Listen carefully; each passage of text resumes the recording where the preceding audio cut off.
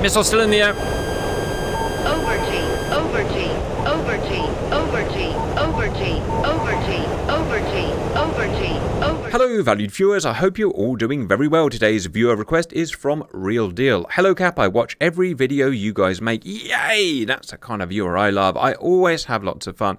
This is the first time I'm even commenting on a video. I have a mission for you guys. I need Cap along with 3 Reapers of your choice to execute the mission. Your briefing comes in the form of an actual news clip in which you guys are to take directions and use the same map if you have it. If you decide to take the mission, then good luck. I love you guys. Wow, this guy sounds awesome.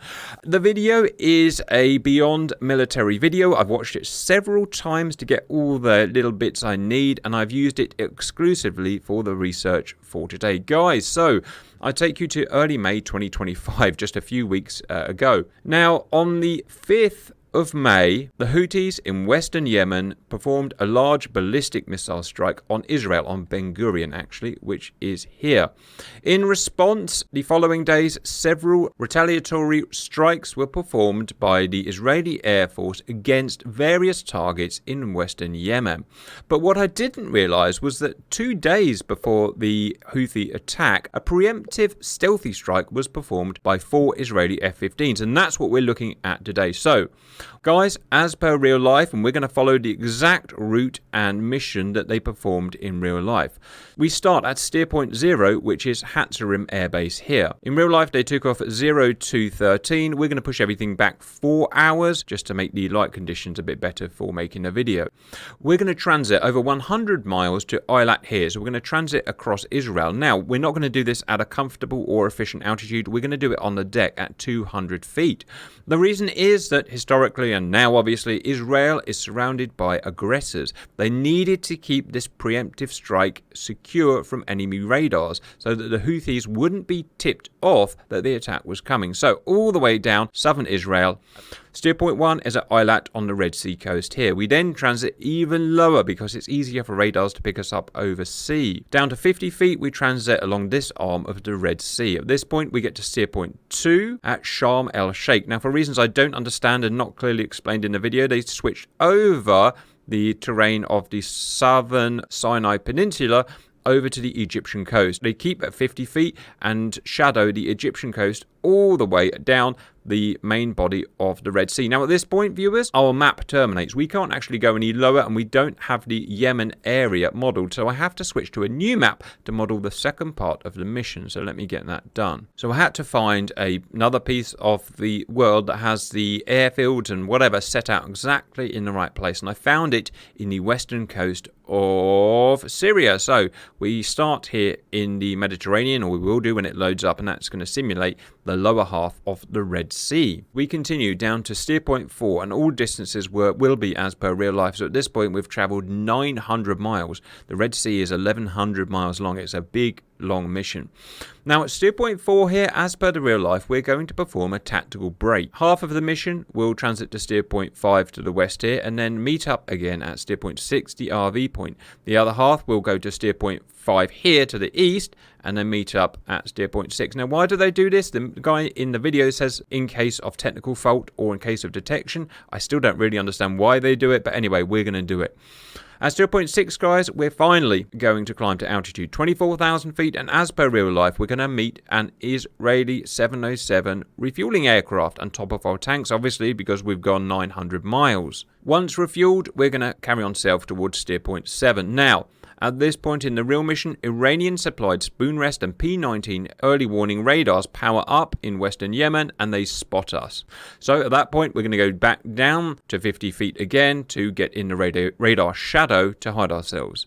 We're going to get to steer point 7, which is going to be our IP, guys. At that point, we're going to turn towards the target, which for all of us will be steer point 8. At that point, the hostile radar becomes very effective and accurate, and in real life, they activated their EL-L8222 jamming pods. These are modern intelligent jamming pods which home in to the aggressing radars and obviously jam them. Now, we don't have these in DCS, so what we're going to do is just carry a spare fuel tank with us and pretend that's the pod. We're going to ingress the 120 miles into the Yemeni coast, and we're going to go at low level to avoid SA-6 defences as per real life. Sanaa International is 70 miles away from the coast, the same as Damascus here. We're going to get to 10 miles away from the target, guys, and release our stores at that point. The targets we're going to be shooting against, I've set up targets. Now, in real life, all target positions were spotted by Israeli satellites, and all weapons were pre-programmed with GPS and INS coordinates before the jets even took off, and that's what we're going to be doing here today. First, we'll be taking out a whole series of trucks carrying Shahed 136 drones, which would have otherwise been fired at Israel. We'll be taking out 2 fuel dumps as per real life. We'll be taking out hangars as per real life, which are full of other drones, and we'll be taking out C2 centers as per real life, guys, and that is our target. At that point in real life, the jets climbed to 20,000 feet for their egress. I still don't understand why they did this, but they did for some reason. And then they are shot at by 2 SA-6 from Al Dalami Air Base, just 10 miles away from Sanaa here. The missiles chase the F-16s back as they race with full afterburner back to the coast and explode just behind the aircraft. At that point, guys, well, it doesn't say in the video, but presumably they just safely RTB at high altitude. Obviously, they don't need to hide from radars at that point, guys, and that's our mission. I just realised I've forgotten to talk about the weapons, so I'm going to go back to the original mission now. Just bear with me a second. Now, in real life, it was 4 F-15Is only, but some of our guys can't fly the F-15I, so I've added some F-16s, which Israel does also have. The F-15s in real life were armed with 4 Rampage supersonic missiles. This is a missile, an air-to-ground missile with a range of 90 miles, travels at Mach 1.5. We don't have that, but we have a missile in-game which can do exactly the same job, which is the American AGM-154 JSOW. Now, here's an interesting question for you guys, the viewers. Why, in the real mission, did the F-15s get all the way to 10 miles from the base before launching their weapons, posing a massive threat because they were getting within SAM engagement range, when the missiles they were firing, the Rampage, could happily be shot at 90 miles? As I said, they didn't need to see or spot the targets. They were all pre-briefed. They could be fired at 90 miles. So that's something I would like to know, if it's even true. I don't know if the guy who made the video actually got it right, but that's what it says in the video. Welcome in, viewers. We're starting early in the morning. Fire, Dark, Simba, myself, Poosh, and Dirty are flying. Hello, boys. Hello. Hello. Hello. So, as per real life, guys, lights off.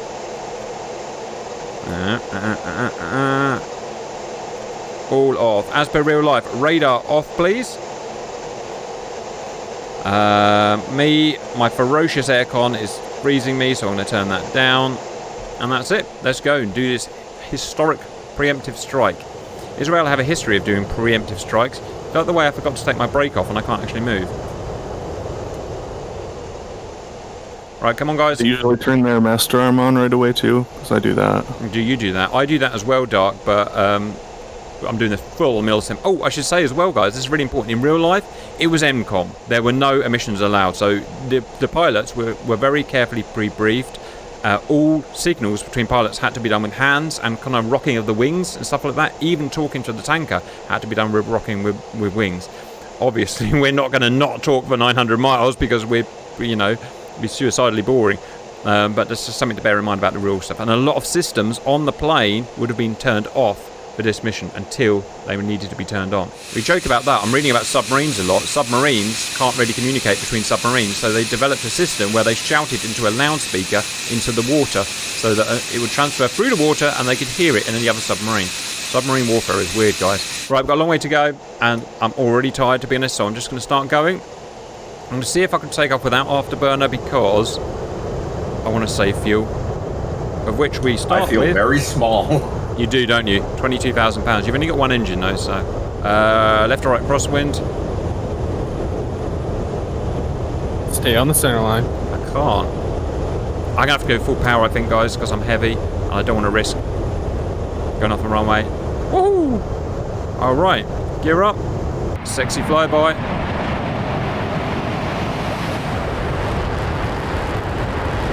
Already we've got to go down, so I'm heading down and I've got to set my systems up. I did that thing I do where I completely forgot to set my aircraft up, so let me just get my stuff in. That is me set up. And a right roll, please, guys. One problem with this strike, viewers, is that it was done at low level. 1,000 miles at low level is very, very bad on gas consumption. So we are going to burn that fuel. You're going to have to back off the throttle a little for the Viper. It's really draggy. Like, go to 0.81 and let's see what he can do from there. Will do. 0.81. We've got a long way to go, viewers. I don't know why we take these missions on where you have to fly so long. Probably the biggest factor is boredom. Running into the ground. Maintain 0.8 without any problem. Roger, I'm stabilising now at 0.8. Alright, viewers, we're cruising. We've got a heck of a long way to go. I'm already off my track, so I'll turn in. Now, isn't this weird, guys? Just imagine operating like this in real life. We're going down the centre of our own country, but because this country is moderately small and surrounded by not necessarily hostile belligerents, but radars that could be used to pass information off to the Houthis. Therefore, we've got a terrain mask in our own country. It just feels so weird. Sun's just coming up over there. Anyone got any interesting anecdotes to fill 900 freaking miles up, guys? Oh, I can tell you about the story of a guy that almost missed his birthday. Do it, Simba. Do it. All right. So, I live in the other part of the world from everybody, and we had a person that was flying out to assist us with work, and he left roughly around like 11 p.m. in the afternoon, and had he left 4 hours later due to the flight time in the international date line, by the time he landed over here in my part of the world, he would have been in the air during his birthday, and he would have completely missed it because he took off on the 30th. He technically landed on the 31st at 8 p.m., but like I said, had he taken off 4 hours later, he would have actually been landing at midnight on the 1st of June and completely missed his birthday. Such a weird thing that fast jet pilots have to think about. Well, I guess any pilots in a way, because, commercial aircraft go fast as well. You can just skip a whole day. I've got a little story. I'm reading a book called Phantom Boys at the moment, viewers. It talks about RAF Phantoms during the 1970s mainly. And they were transferring from UK, from London, to, I think it might have been Singapore. I apologise if I've got that wrong, but basically right around the world. And there was a chance there to set the new world record for getting from London to that place, and they got something like 14 hours in the end. But because of the way they were going and the speed they were averaging, they actually chased this sunrise. So that sunrise, they chased the sunrise around the world, so the sun never came up or went down. It just stayed like that sunrise. And isn't that weird that the sun never sets or comes up if you're going round the world at the right speed? I don't know, it trips me out a little bit anyway. Interesting. Yeah, you'd have to be going 1,000 miles an hour to have that happen, though. We have actually done it before. It's all modelled in DCS well, because that's kind of sim it is. September of 1997, I was on the USS Nimitz, and we were sailing around the world. And when we crossed the international date line, it was September 14th, and at midnight our logs switched from the 14th to the 16th. And September 15th of 1997 never happened for me. Has anyone got system time in the F-15, guys? I've been looking around the cockpit trying to find it. Careful not to hit the ground. I cannot find system right time. next to the engine RPM. Well, that's a horrible place to have it. I'm just going to try and look. It is 11 past 5, you make that? 0513? 0511? Yes, 0511. We've already burned 4,000 pounds of fuel. We're down to 20,000 pounds of fuel, but we are getting more efficient as we go. That's it. Oh, okay, ILAT is now in sight. So we've done, well, it's 120 miles from Hatton Rim to ILAT, so we've done probably 70 miles already, guys. Chewed into our 900 miles. Another question for you guys. We've talked about the missile problem.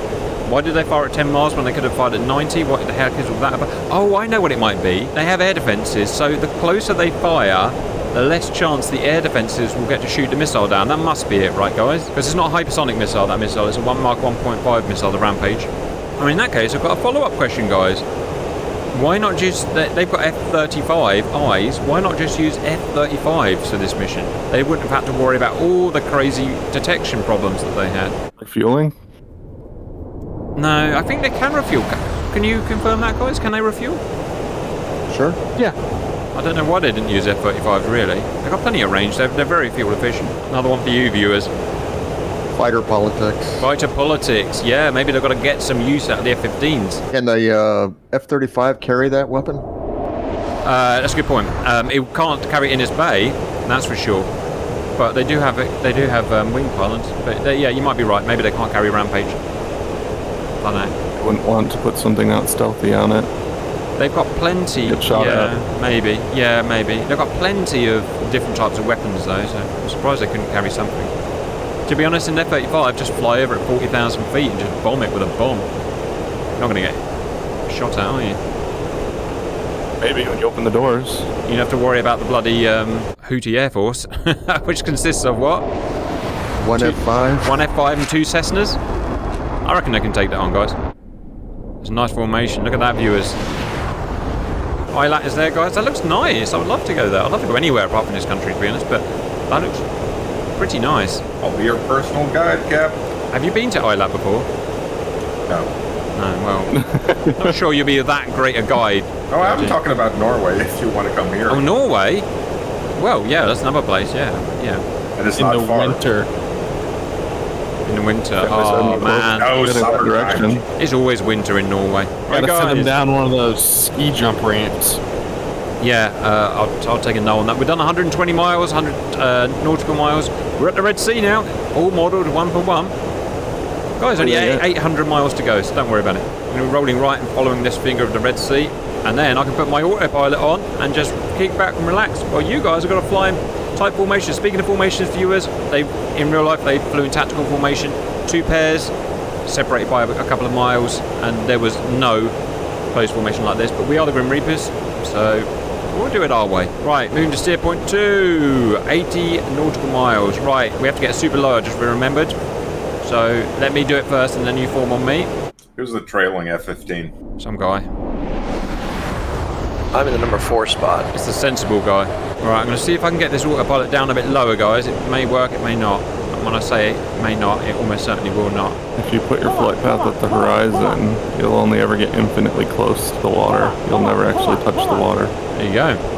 This is a big wave. Right, I've got the autopilot on at 50 feet. Although the woman is going mental at me for some reason, so I've got to try and sort that problem out now. No, low altitude warnings off. There must be rad out or something. Anyway, 50 feet, as per real life, as you can see, autopilot on. Boys looking incredibly sexy.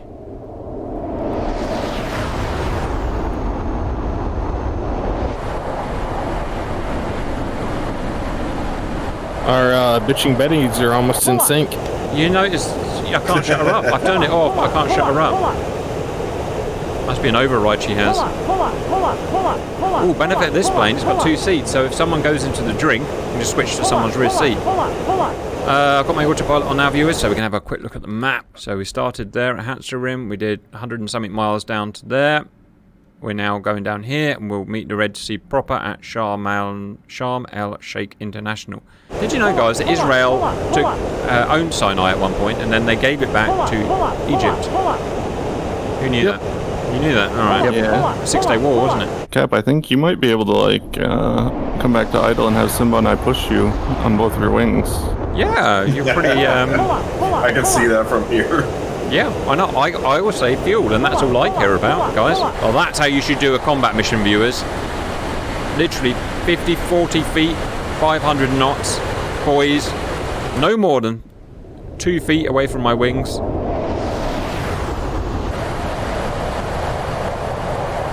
Are we there yet? Yeah, it's a big one, isn't it? I just had to. I don't know what's worse, this transit or driving the trucks from the other day. That was fun. That was some seriously fun trucking, guys. DCS trucking simulator. It's a fun video to watch. It's gone. Okay. You're just like my baby. When you see an option, you just have to friggin' click it. You can't not click it, however dangerous it is. I'm surprised I'm still flying this thing. There's all sorts of red buttons to push here. Do not push the little red button. I just hope my new flight instructor doesn't see any of these videos. Fuel. Wow, fuel is pretty terrible. Bearing in mind how long we've got to go. These things drink down here. I mean, they're great upstairs, but they drink down here. All right, that's our cue. 10,000. Steer point, autopilot coming off. Watch out for dip and gaining speed, altitude for the turn, so I don't ram Simba into the drink. Looks like 0.9 is my maximum without burner. 0.9, Roger. We'll bear in mind. Will not exceed. It's not bad for a little F-16. Yeah, with 3 bags. 3 bags, yeah. We're on steer point 3 now, guys, which is on the coast of Egypt. Watch out for these mountains.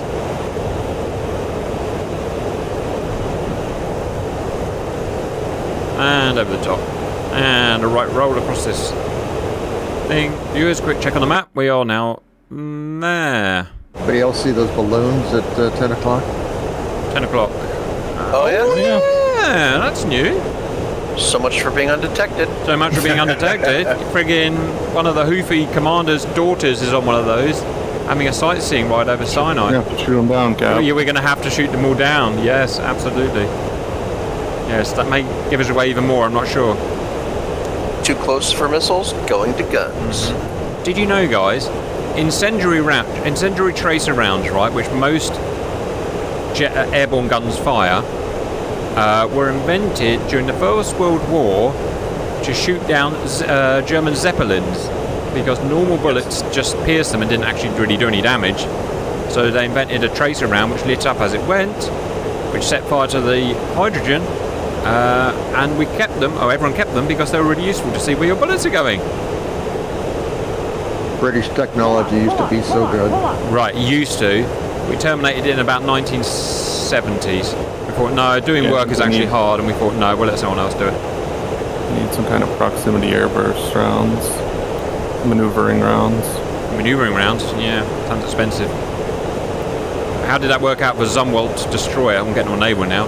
You know what's better than guided ammunition? Lots of ammunition. Right, because it is essentially guided ammunition at that point, because the whole sky is filled up with it. Ladies and gentlemen, I give you Sea Whiz. Right, guys, 25 miles to the Egyptian coast. Then we're going to head down the body of the Red Sea, and then we've got big sexy time. By which I mean 700 miles and nothing. No, 600 miles and nothing. Oh, I almost hit a seagull there. Here's a question for you guys. I was thinking about the other day. One of the most dangerous things for any jet pilot is a bird strike, or any pilot really, a bird strike, right? It smashes your, at best it will stop your engine, smash your engine, right?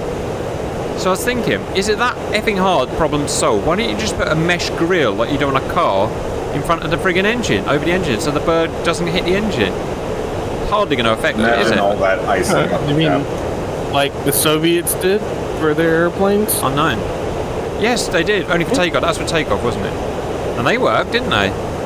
No, what it would do, it would be like a dicer, Dark. It would dice, because it's coming in at 500 miles an hour, it would dice the chicken, whatever, into tiny little segments, which the engine would just swallow up harmlessly. And it probably wouldn't work like that, but in my mind it would. Well, it would probably that anyways. drive the screen right back into the engine instead of... Or drive the screen right back into the engine. Anyway, I'm going to patent that. I'm going to finally make some money and patent that. Guys, just left roll.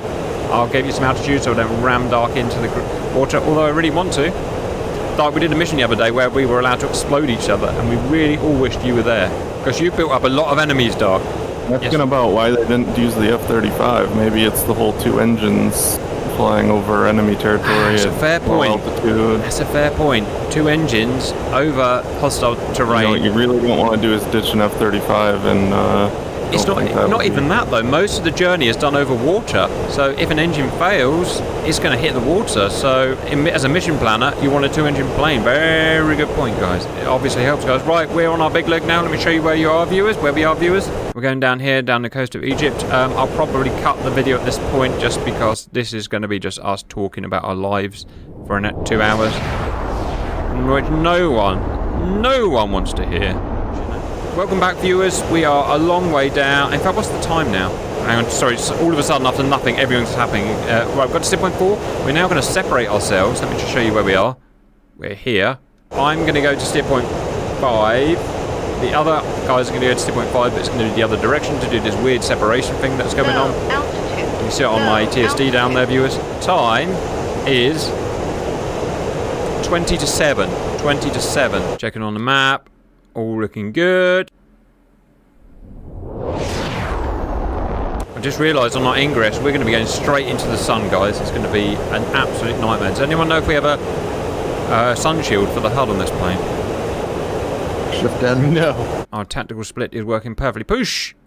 Poosh fell behind because Poosh, he had to take a phone call. Just trying to finish my cruise checklist. There we go. Cruise.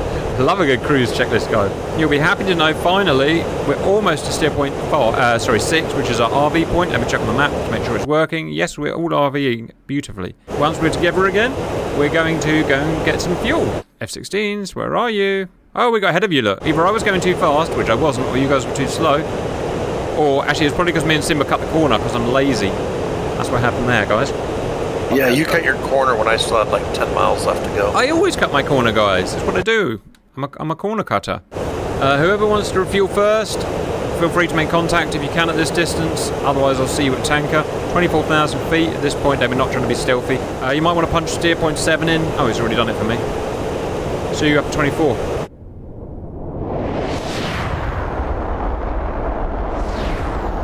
Right, so we've got to find the tanker now, viewers. I guess in real life, you'll just turn your radar on, right? Or your TACAN or whatever. We're not allowed to do any of that. I guess the way they did it in real life is they said be at a specific point, at a specific time, at a specific altitude, and the F-15s will be there.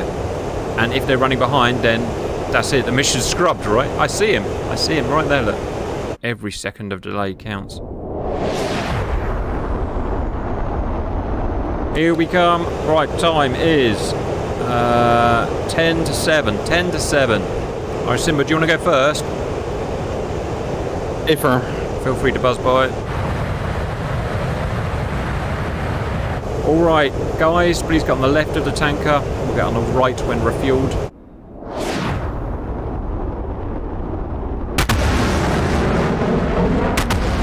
In real life, Israel uses 707 Ren, I think it is. Something like that.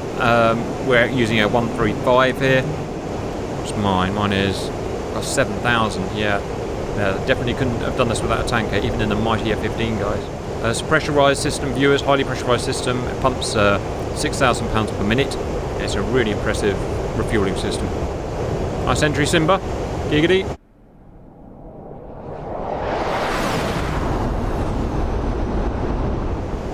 Poosh, how you doing on fuel? I'm good, thanks. Alright. Cool.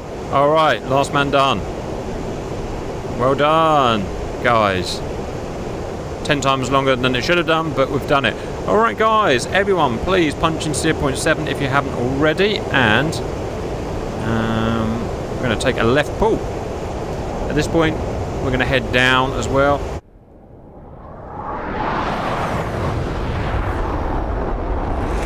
On heading. Alright, guys, let's press some serious buttons. 85 miles to IP, guys. 70 miles away from steer point is probably a good time for us to set our weapons up, so I'm just going to set ourselves on an attitude hold there.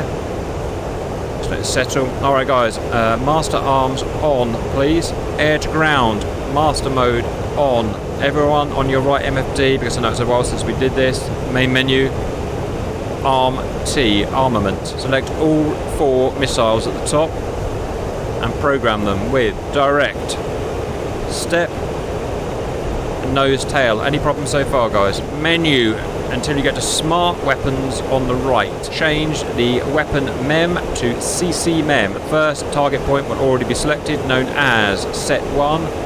Mission 1, so all you've got to do is press on the bottom right mission transfer.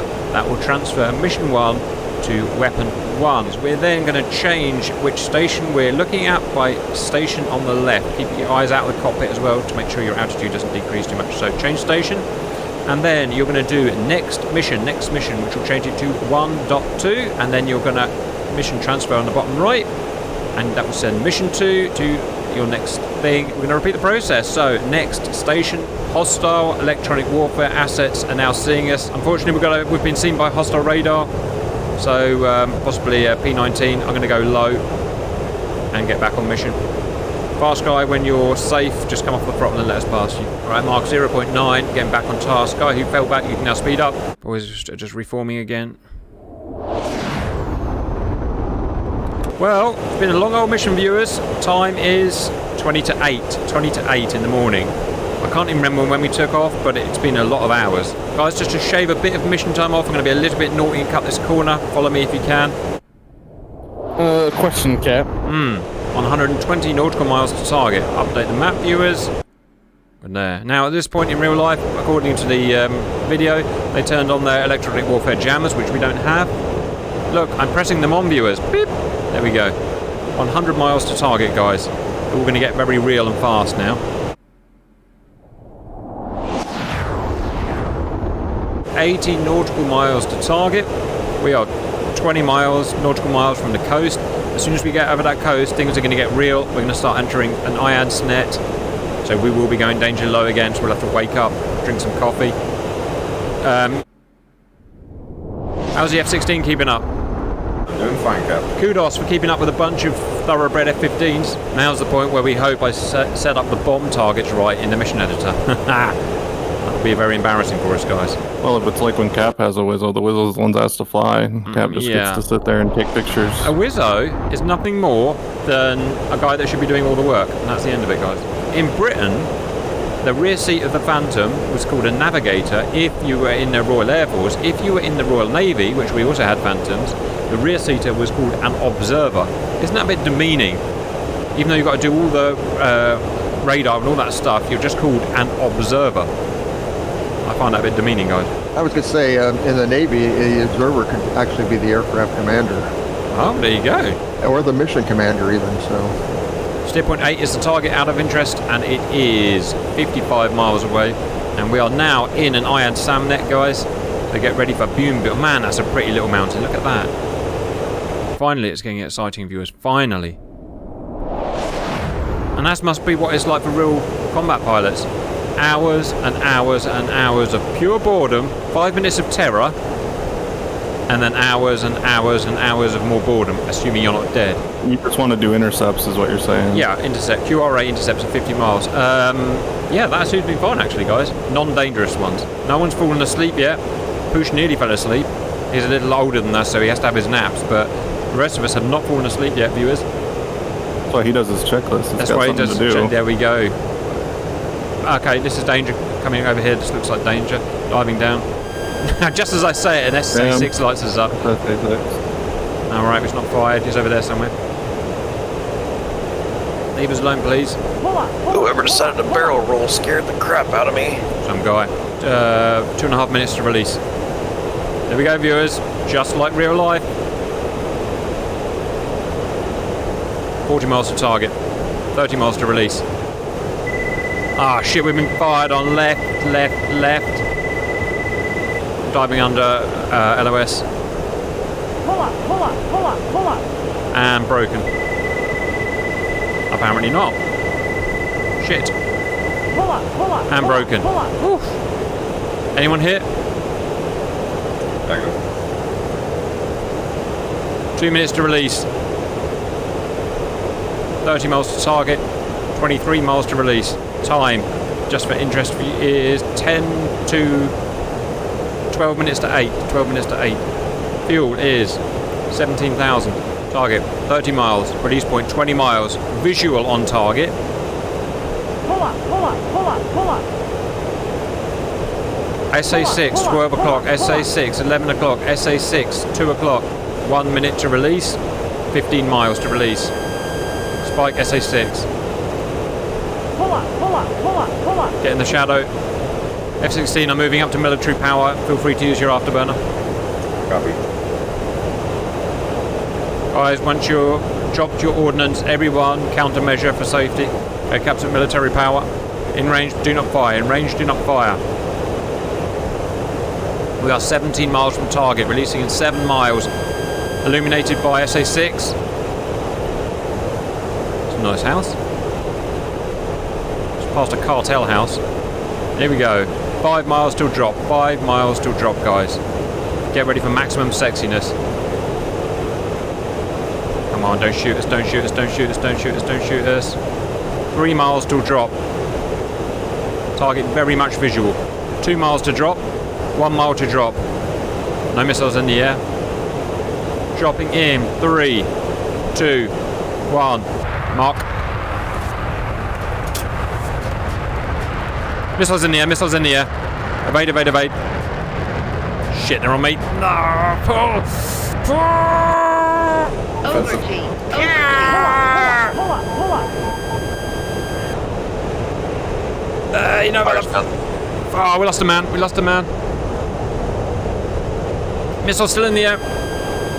Overtake.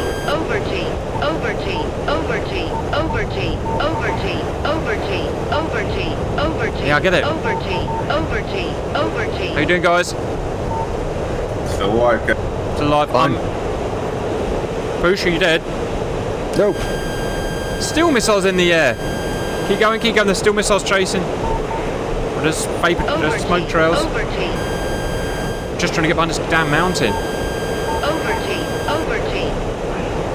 Back over the cartel base. Overtake. I'm shadowed. Military power. Ooh, viewers. Poosh survived. Simba survived. I survived. Dirty survived. Dark. What got you, fire? It's gone. It's like an SA-6. Ooh, damage coming in. Wow, damage coming in! Oh, Bam, bam. shit! That is some serious That's damage. Blue ribbon building destroyed. Missiles still going in. Oh my god, it looks beautiful. Every single thing destroyed, guys. Everything hit, everything destroyed. I feel just like fire got his bits off before he got shot. Look at that, viewers. Absolutely want to destroy an airbase. Hire the freaking Grim Reapers. Failing that, the Israeli Air Force. But we are cheaper. Assuming we don't lose one of your F-15s. Yeah, I'm trying to fly and watch the damn damage at the same time, which is beautiful, guys. That cook-off is going to go for months. Say we were supposed to climb up to like 20,000 feet to leave. I don't know why, but the video said they go to 20,000 feet, which is the stupidest thing in the world, which is why I'm at 20,000 feet. Oh, and I've been shot at. Brilliant. Yeah, I suggest not doing that. Diving. I might get killed right here. Diving back down. Missile on me. What's your point of view doing the way out? Going to 7.7. Oh, sorry, 9. Yeah. Pull up. Still kills coming in. I've evaded Sam. Yeah, I did have a second go to get my last missile off. Roger. Oh my god. Yep. Just walked into a friggin' hornet's nest. Well, this does not get boring, does it? Overtake. There's still a J7 in the air. Still, I know. Last Michelin, bitter. Sons of bitch, SA-6s, I'm afterburning. Screw the fuel. Fuel can suck my fuel line. Right in the treetops. Leave me alone. I'm already not dead. Aha. Hid behind a mountain. Visual F-15. Alright, I think I'm finally out of where... Oh, I'm over the sea. That went quick. Well, I'm into 20k. Bowingtons, if that is your real name. What a great mission that was. Long, tedious. We only lost one guy. That's a nice one. And in real life, they nearly lost a guy as well. So, great mission. Did anyone manage to not get their stalls off? It doesn't look like it. Every target's been smashed. Well done, guys. Well done. We haven't got time to fly back. Any comments from the valued pilots? Yes, I said pilots. I want to do this more often. There you go. I believe what that guy said as I very carefully and realistically eject from my plane. I'll see you back in Israel, sir. Bon voyage.